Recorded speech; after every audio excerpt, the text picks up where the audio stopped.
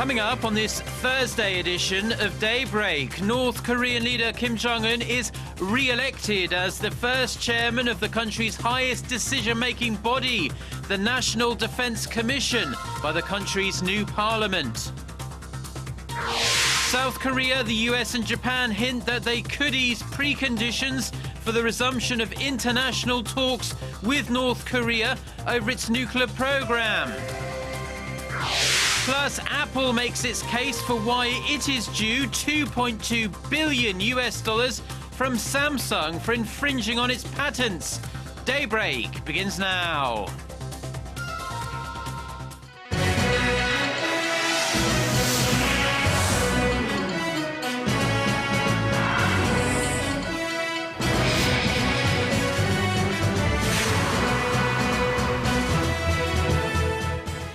Hello and thanks for joining us. To our viewers here in Korea and around the world, it's 6 a.m. on Thursday, April 10th here in Seoul. I'm Mark Broom and you're tuned in to Daybreak. We begin in North Korea, where on Wednesday the regime's rubber stamp assembly showed up for the first day of its first parliamentary session under Kim Jong-un. All eyes were on how the dictator would structure his new regime and solidify his power base. Hwang Sang-hee has our top story. North Korea's 13th Spring People's Assembly session got underway in Pyongyang on Wednesday. It marks the first session of the rubber stamp parliament elected under Kim Jong-un's leadership. As widely expected, the young Kim was represented as the chairman of the powerful National Defense Commission, according to the state-run Korean Central News Agency. Other agenda items at the meeting include appointing officials for government posts and deliberating on this year's budget plan. The first session of the country's highest legislative body is an occasion to find out who's in and who's out of North Korea's ruling circle, and speculation is that a major reshuffle could be in the works. Sources say Prime Minister Park Bong-ju, the country's economic policymaker, could be sacked to take responsibility for failed economic reform plans. 86-year-old figurehead President Kim Young-nam may step down after 15 years in office. Possible successors to the positions include Kim Young-gun, top policymaker in charge of inter-Korean matters, and Vice Premier Kang Seok-ju. The meeting comes as North Korea has been raising tensions on the Korean peninsula with a series of missile launches, artillery shellings, and threats to conduct another nuclear test. All eyes are on what kind of a message the regime will send to South Korea and the United States. Hwang Sang-hee, Arirang News. And late on Wednesday evening, North Korea announced through its state media that a former ambassador to Switzerland, Lee Soo-young, has become the regime's new foreign minister. Some believe Lee served as Kim Jong-un's guardian when the young leader attended a Swiss boarding school. Lee's name also surprised those who believed he had been executed in last year's purge of Kim Jong-un's uncle, Jang Song-taek. Now, South Korea, the US and Japan are reportedly examining a variety of ways to restart the six-party talks on the denuclearization of North Korea. Our Kyou-hyun has the latest on the trilateral talks taking place in Washington. South Korea, the US and Japan are considering scaling back the preconditions they want met before resuming talks with North Korea over its nuclear program. Following a meeting of the three countries' nuclear negotiators this week, a South Korean official told reporters in Washington that they're looking at a variety of ways to resume talks with Pyongyang. The official said the three parties are looking at the conditions with a little more flexibility in mind, and that the ways in which North Korea shows sincerity about giving up its nuclear weapons program could be up for discussion. The three nations, together with China and Russia, have been trying to denuclearize the North under the six-party framework for more than a decade. But the six-party talks have been suspended since late 2008 because of repeated provocations by Pyongyang. In return for U.S. food aid 2 years ago, North Korea agreed to suspend its missile and nuclear testing, place a moratorium on its uranium enrichment, and allow international inspectors into its nuclear facilities. Washington and its two main Asian allies have been demanding Pyongyang take additional actions outside of the Food for Denuclearization framework before returning to negotiations. The official, however, said there's a need for further review and discussions with China, another key six-party member. He then said what's most important is stopping the enhancement of North Korea's nuclear and missile capabilities and for the North to leave room for negotiations without carrying out further provocations.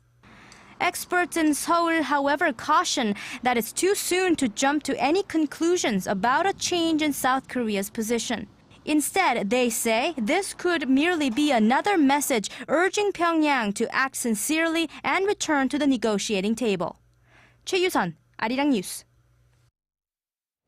U.S. Defense Secretary Chuck Hagel has urged Chinese President Xi Jinping to play a larger role in containing the dangers posed in the region by North Korea. The Chinese Defense Ministry said Wednesday that Xi met with Hagel at the Great Hall of the People in Beijing without giving any further details. Earlier on his China trip, Hagel had asked Beijing to work more closely with the U.S. and regional partners in responding to Pyongyang's dangerous, destabilizing behavior. The talks between the two came after Hagel and China's defense minister exchanged some strong words on China's air defense zone over the disputed islands in the East China Sea. Hagel's trip also comes at a time of growing regional tensions amid North Korea's fresh nuclear test threat and growing territorial rivalry between Beijing and Tokyo. South Korea's Deputy National Security Advisor is in Washington to discuss various diplomatic issues before President Park Geun-hye and U.S. President Barack Obama hold summit talks in Seoul at the end of this month. Kyou-hyun, who will be in the U.S. capital through Saturday, is going to meet with his U.S. counterpart Tony Blinken. Kim will also meet other key U.S. government officials and scholars. President Obama is due in Seoul later this month as part of an Asian tour that includes stops in Japan, Malaysia and the Philippines. Now, amid heightened concerns over South Korea's air defense capacity, Seoul's defense minister was grilled at a parliamentary defense committee meeting on Wednesday over the recent discovery of suspected North Korean drones. Our Ji Myung-gil has the details. Parliamentary Defense Committee lawmakers gathered Wednesday to hear what measures the Defense Ministry has drawn up to counter the threat of North Korea's unmanned aerial vehicles. We are worried that the drones may have attack capabilities, that they may even be loaded with nuclear warheads. What measures have you prepared? The suspected North Korean drones do not have the ability to strike targets. They can't be used for acts of terror. But we will quickly reinforce our defenses to better detect and defuse any enemy assets. Part of the plans Defense Chief Kim Kwon-ji laid out include buying advanced low-altitude surveillance radars and anti-aircraft guns. The government is also mulling over providing financial rewards to anyone who reports spotting a drone. But lawmakers also wanted to know why the Defense Ministry wasn't prepared for an infiltration of small-sized drones in the first place. Small North Korean drones have been flying around the front borderline since 7 or 8 years ago. Don't you think we've neglected this fact? We've been preparing for drone threats since the early 1990s, but we had prepared for small drones that are more than 5 meters in length. We hadn't received reports of drones smaller than 2 meters. During the meeting, lawmakers urged the Defense Ministry to not just rely on the purchase of low-altitude surveillance radars from Israel, but to also launch a colossal revamp of the country's air defense system. As for the North Korean threat of a fourth nuclear test, Defense Ministry officials said they were monitoring developments at the North Punggye nuclear site and would work with the UN to impose harsher sanctions in the event a test is carried out. Ji Myung-gil, Arirang News.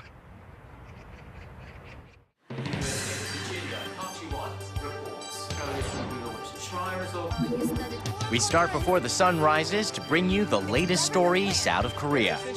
We also lead the way with important global coverage. Stay on the pulse of what is happening with Daybreak.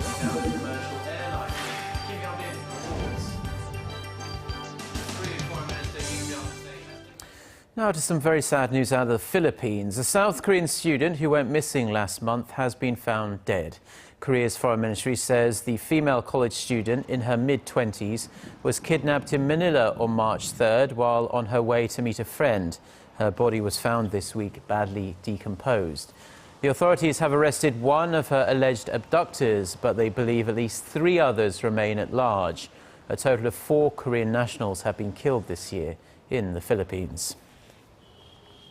Now, Apple's lawyers have been breaking down the company's $2.2 billion damages request against Samsung, arguing the Korean company's alleged patent infringement had cost it that much in lost profits and royalties. At the 5th day of their patent trial in California, Apple's damages expert said the huge sum of money was justified due to the scope and timing of the infringement on 5 of Apple's patents. The US firm says the infringement occurred between August 2011 and December 2013, when the smartphone market was going through a very rapid expansion.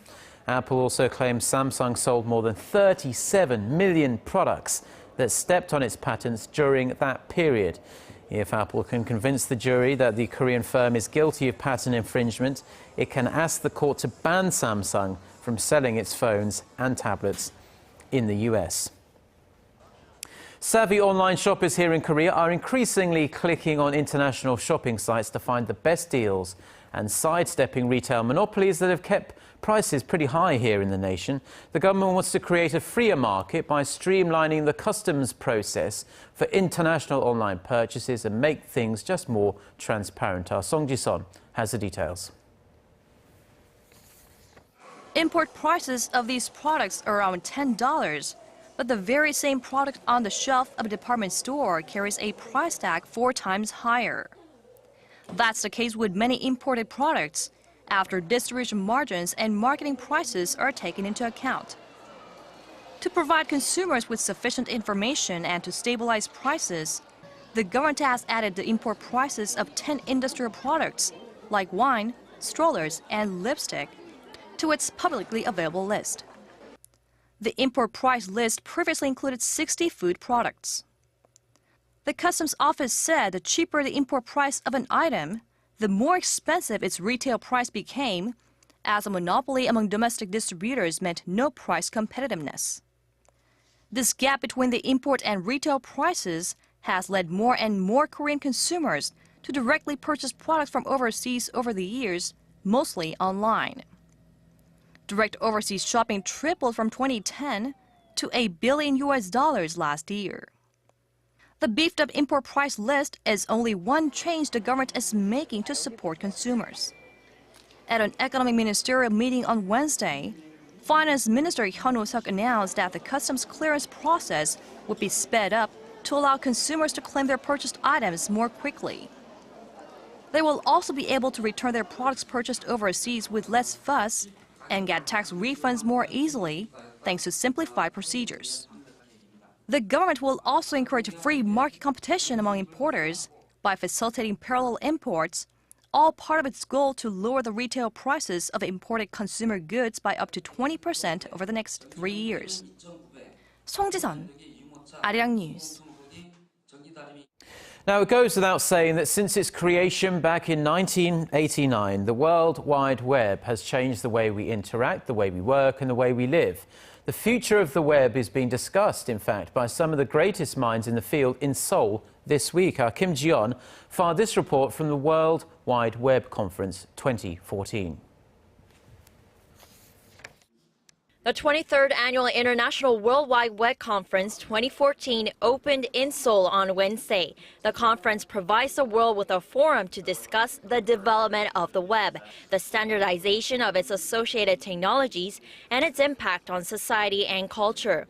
At this year's conference, co-hosted by KAIST and the Korean Agency for Technology and Standards, experts from a variety of web-related fields address what roles the web plays and what opportunities and challenges lie ahead.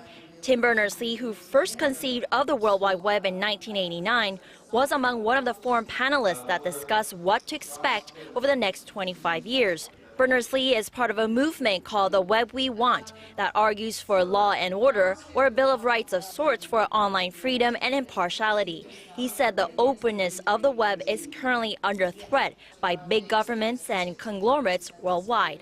And we all start taking the web more for granted, then there will be other things that maybe that we get access to.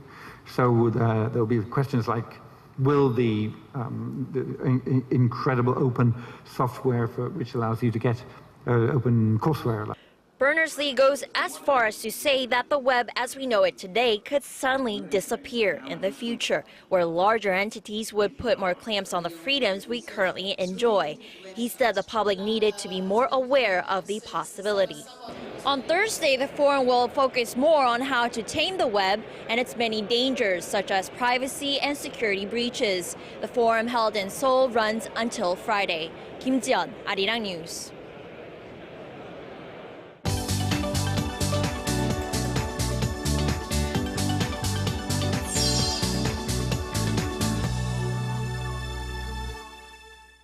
Now for a look at the international headlines we're following at this hour. We're going to turn it over to our Eunice Kim standing by at the News Center. Good morning, Eunice. Good morning, Mark. We'll begin with some preliminary vote results in Indonesia's massive elections. The lead was held by the country's biggest opposition party, the Indonesian Democratic Party of Struggle, and a modest lead at that, with about 20% of the votes, giving its popular presidential hopeful Jakarta Governor Joko Widodo a boost. And there he is there. It was followed by the Golkar Party and the Great Indonesia Movement Party with a projected 15% and 12% respectively. The world's third largest democracy after India and the U.S. will pick its next president on July 9th. 187 million people in 3 time zones were eligible to cast their votes Wednesday and selected from a pool of some 200,000 candidates vying for 20,000 openings, including those at provincial and local levels. Official results will be released next month. Greece will reissue sovereign bonds on this Thursday for the first time in nearly 4 years, after facing an economic crisis that rocked Europe and nearly got itself pushed out of the Eurozone 2 years ago. The move is meant to send a strong economic and political message of its strides out of its debt crisis. Reuters, citing a Greek government official, reported Greece is aiming to raise up to 2.5 billion euros, issuing 5-year bonds. The price, though, has yet to be set. Greece has already attracted more than $15 billion of investor interest. The Greek economy has been sustaining on EU and IMF bailout funds and treasury bills. The Ukrainian government has posed an ultimatum to pro-Russian demonstrators occupying state buildings in eastern cities: enter talks or be forced out. Interior Minister Arsen Avakov said either way, the situation would be resolved within 48 hours. Some had chosen to leave a Luhansk security service office. Meanwhile, Russian President Vladimir Putin suggested that state-run gas company Gazprom should require Ukraine pay up front for its gas. Ukraine owes Gazprom $2.2 billion and remains at the brink of bankruptcy. And switching gears now to a massive vehicle recall issued Wednesday by Toyota.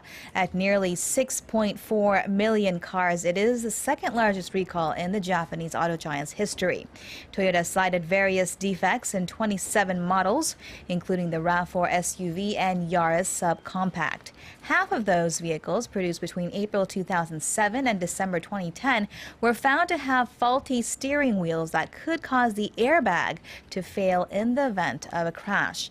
The other half, which mainly affected 3-door models produced between 2005 and 2010, are being recalled for defective seats that could slide forward in a collision.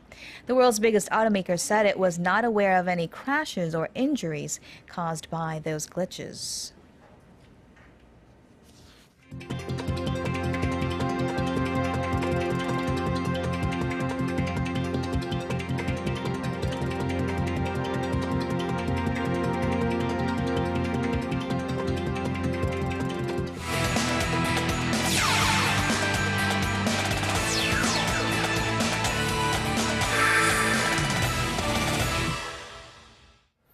And a good Thursday morning to you all as we kick things off in the PGA. Of course, on Thursday, U.S. time, the 2014 PGA Masters will kick off at the Augusta. And while the event is arguably one of the biggest annual sporting events, fans will not be able to see a familiar face in Tiger Woods, who's out with an ongoing injury.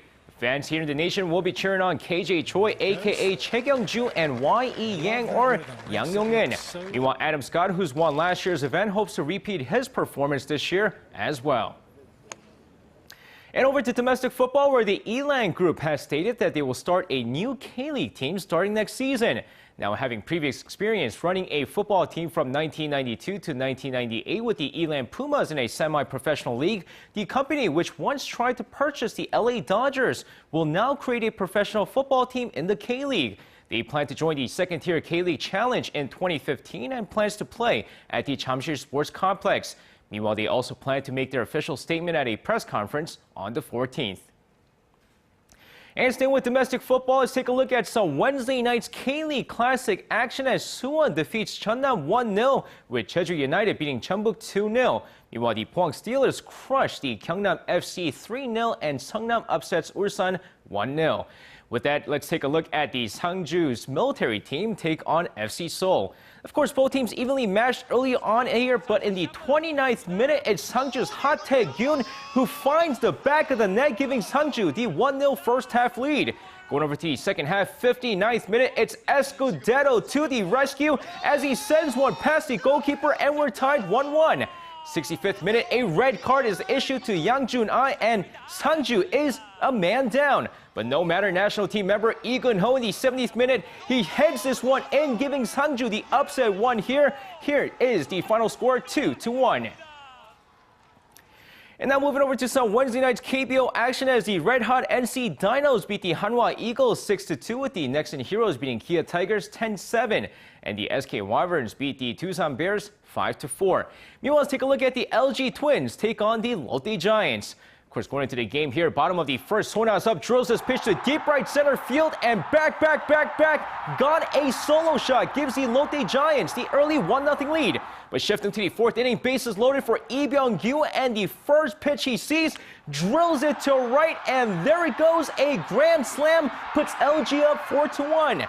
But the bottom of the inning with a man on, here is Kang Min-ho, sends one deep to left field, going, gone, a two-run shot, cuts the deficit to 4-3. Sixth inning this time, here is Park Jong-yoon, singles to center, in comes Sonas up, and we have a brand new ball game tied 4-4.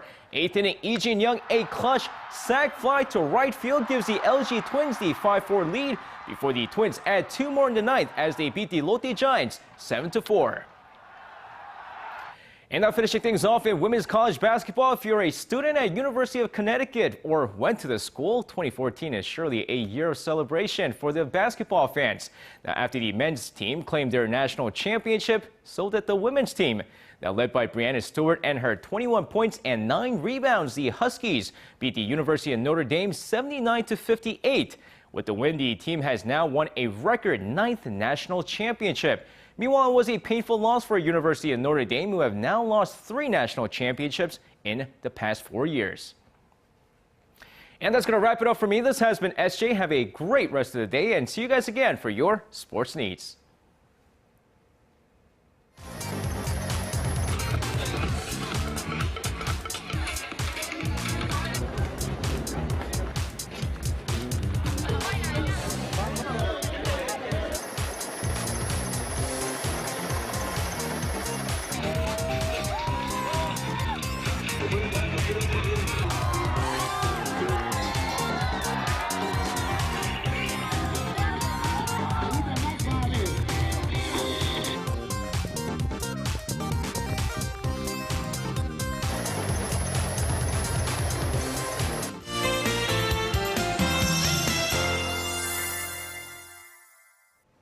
Well, mostly to partly cloudy days in store today. Clouds will stick around a bit more stubborn with a partial clearing by late this afternoon. But there's a chance of a drizzle in eastern parts of the region, but still warm days in picture even with the clouds cover, highs reaching the 20s across the region. So we're in a spring mode. It will be similar to warmer than yesterday in the upper parts of the peninsula, but it should be cooler down south. And the atmosphere will remain quite dry, and we know that dry and windy conditions increase risk of fire, so please be extra cautious to prevent fires. With that in mind, let's take a closer look at the readings for today. The morning low here in the capital starts at 8, then it will rise to 20, while Daegu gets up to 19, and Gwangju and Busan should top out at 24 and 19 later in the day with a few clouds. Now let's see how other regions are looking. It looks like Jeju and Daejeon will peak at 19 and 22, and Mount Kumgang should see a high of 8 this afternoon. Well, that's all I have for you at this hour, and hope you have a wonderful day. Well, those are the stories we have for you at this hour. Korea Today is coming up in about 30 minutes' time, and we'll be back at the same time tomorrow. Until then, goodbye.